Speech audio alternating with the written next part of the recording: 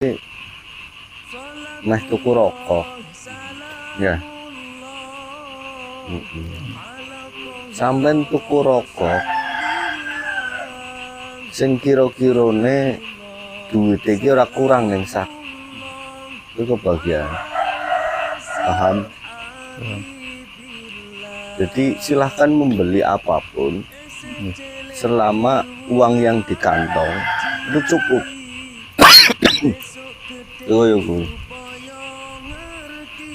Jadi selama uang yang di kantong itu cukup, ya silahkan membeli.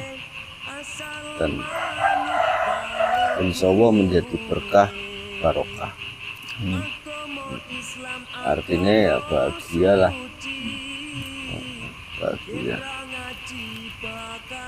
Tapi selama uang yang di kantong kita tidak cukup, tapi kita memaksa untuk membeli, ini kan jenenge memaksakan kemampuan. Ya pasti tidak bahagia. Pasti sampean ki bakal selalu kepikiran. Jadi silahkan membeli apapun selama uang yang di kantong cukup, dan jangan membeli apapun selama yang uang di kantong tidak cukup. Pasti rak bahagia sampean. Nah, terus kuncinya bahagia mas, itu gampang. Ojo nuruti hawa nafsu. Jadi sampean weruh apa terus pengen ngono ojo. Jadi buat apapun, baju, celana yang membuat sampean nyaman, bukan yang membuat orang lain melihat sampean nyaman. Paham lah? Karena ketika kita menyesuaikan gaya hidup orang lain, ya pasti tidak nyaman, memaksakan diri. Jadi banyak orang di luar sana memaksakan keadaan agar seperti orang lain, padahal kemampuannya tidak seperti orang lain. Orang jadinya wong beda-beda sih mas. Aku ndadeke wong ora bahagia. Paham ya? Ndadeke ora bahagia. Jadi bahagia itu selama sampean membuat diri sampean nyaman, senyaman-nyaman mungkin. Jangan melompati kali yang sekira-kiranya lompatan Anda itu tidak mencukupi. Jadi jangan melompat kali, ketika sampean lompat malah tidak cukup, ya jatuh lah mas. Dan pasti tidak akan bahagia. Jadi kunci bahagia malah justru diri kita buat bahagia dulu. Jadi sampean gawe awake sampean ki nyaman. Tuku pakaian yo sing sekemampuane sampean. Ya. Tuku panganan yo sing sekemampuane sampean. Tuku rokok, tuku opo ya sekemampuane sampean. Kata membeli kendaraan ya sekemampuane sampean. Uang sampean cukup hanya untuk membeli bensin untuk motor. Ya wis tukune motor ngono. Ojo duwite cukupe duwene iki nggo bensin motor, sampean tukune mobil. Ya sampean ra cukup mas.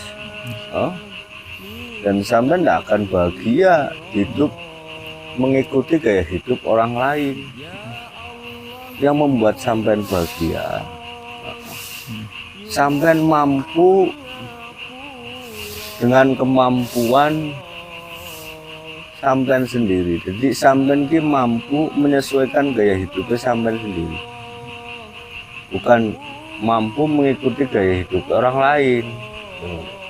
Nek sampean mengikuti gaya hidup orang lain, sedangkan sampean tidak mampu, di situ akan ada ketidakbahagiaan.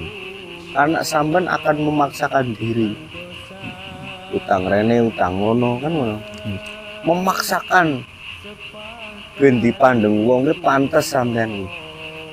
Akhirnya sampean bisanya membahagiakan orang lain, tapi lupa sampean membahagiakan diri sendiri. Itu bagian yang bingung.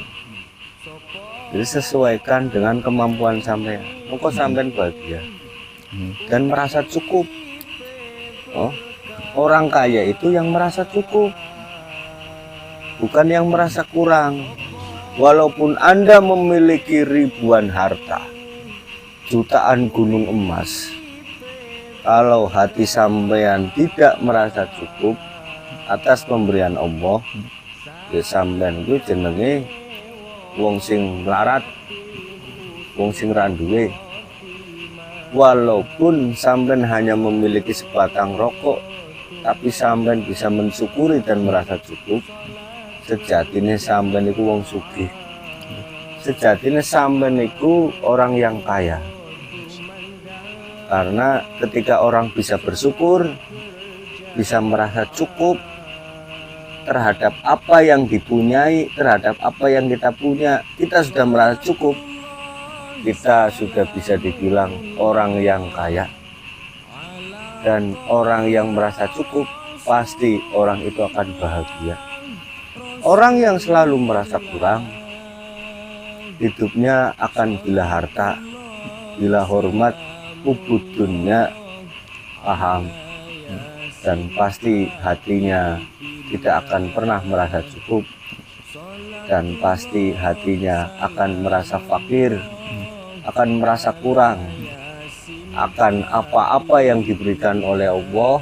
Apa wae sing dikekno marang Gusti Allah, marang sampean, itu dianggap ora ana apa-apane, dianggap iki kurang. Padahal ambekan sampean ra njaluk dike ambekan. Oh. Sehat sampean ra njaluk dike sehat.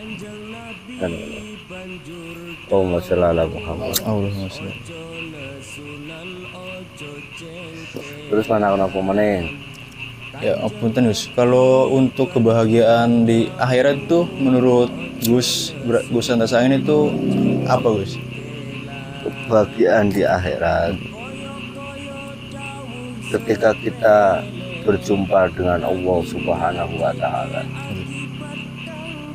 Apa yang kita sembah di dunia tentunya akan membuahkan hasil. Ya, sampai ninggal dina nyembah Gusti Allah, tapi neng akhirat rak ketemu karo Gusti Allah, sedih rak? Sedih. Walaupun Anda masuk surga, walaupun sampai selamat mlebu swarga, tapi rak ketemu karo Gusti Allah. Ora ketemu karo sing gawe swarga, ora ketemu karo sing gawe bidadari, ora ketemu sing gawe rahmat, sing gawe keselamatan. Bahkan sampai ndak bisa mengucapkan matur nuwun, ora ketemu. Kebahagiaan di akhirat adalah ketika perjumpaan kita dengan Allah Azza wa Jalla, dan sampai ketemu dengan Gusti Allah. Paham? Bukan hanya sekedar selamat, dan kita bisa mengucapkan matur nuwun kepada yang memberi syafaat. Siapa? Rasulullah Shallallahu Alaihi Wasallam. Dan bisa melihat wajah Rasulullah, dan bisa merangkul Rasulullah, dan bisa menangis mengucapkan matur nuwun kepada Rasulullah, bahwa Rasulullah Shallallahu Alaihi Wasallam bersujud di hadapan Allah. Rasulullah itu njaluk karo Gusti Allah supaya dosane umat kabeh di ngapura. Nah sampean kan berarti iki diapiki mbek Rasulullah, diselametke mbek Rasulullah. Masa sih sampean rak pengen ketemu? Ya, iya. Masa sih sampean rak pengen ketemu? Ya mestinya kan pengen.